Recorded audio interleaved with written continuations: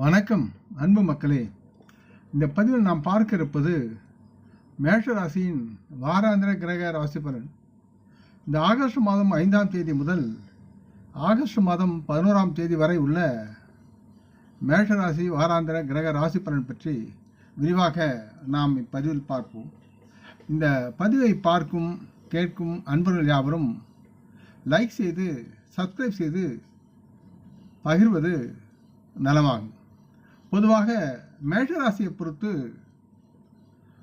12வது வீட்டில் ராகு பகவான் இடம்பெறுவதால் இந்த வாரம் குடும்பம் அல்லது குடும்பத்தின் சிகிச்சை தொடர்பான செலவுகளில் குறிப்பிடத்தக்க அதிகரிப்பான செலவுகள் காணப்படும் என்று கிரக நிலைகள் கூறுகின்றன.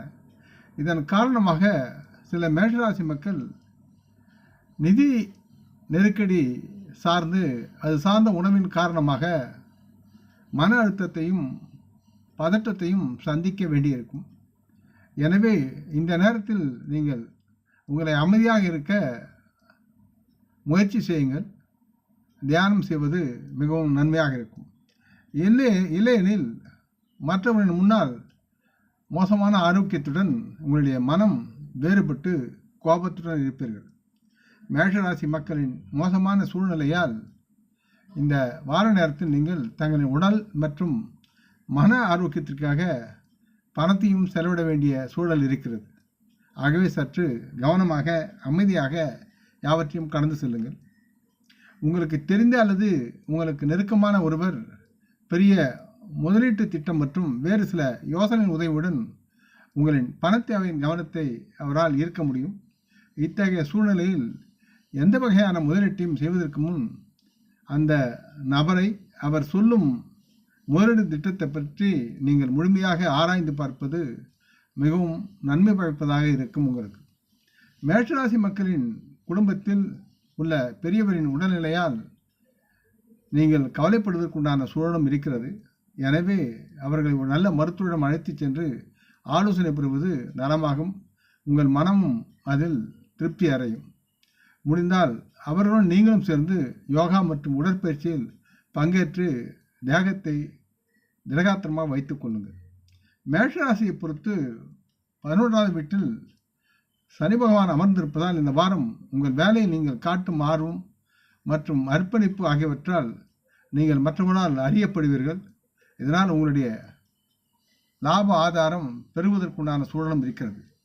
மேஷராசி மக்கள் வேலை செய்யும் இடத்தில் உள்ள சில மூத்த அதிகாரிகள் உங்களை பார்த்து உங்களின் வேலையில் உள்ள திறமைகளையும் மிகுந்த கவனம் செலுத்தும் வாய்ப்பு அவர்களுக்கு கிடைக்கும். அதனால் உங்களை அவர்கள் பாராட்டுவார்கள்.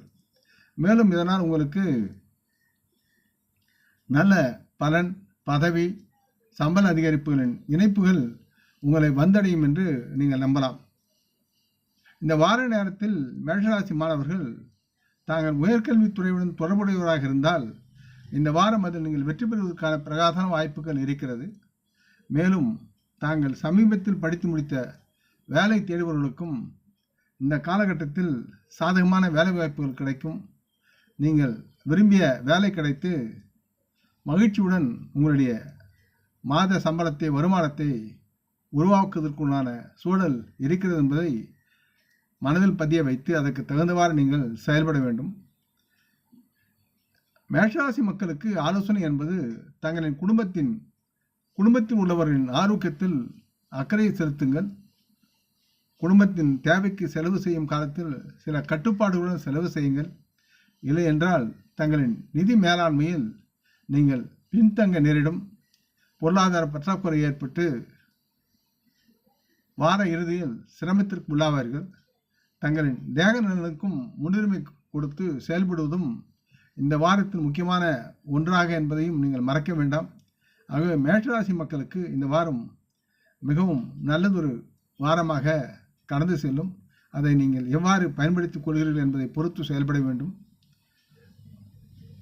பௌர்ணமி அன்று நீங்கள் உங்கள் குலதெய்வம் சென்று வருவது மிகவும் நலமாக இருக்கும். இந்த பதிவை கேட்டு லைக் செய்து சப்ஸ்கிரைப் செய்து பகிரும் அன்பர்கள் யாவரும் பலமுடன் நலமாக தேக திடகாத்திர ஆயுள் ஆரோக்கியத்துடன் சகலவிதமான தனதானிய ஆபராணி ஐஸ்வர்யனை பெற்று சர்வ காரிய ஜெயத்துடன் வாழ்வாங்க வாழ வேண்டும் என்று இறைவன் பாதம் பணிகிறேன். நம் குடும்ப மூத்தோர்களை வணங்குவோம். வணக்கம். நன்றி.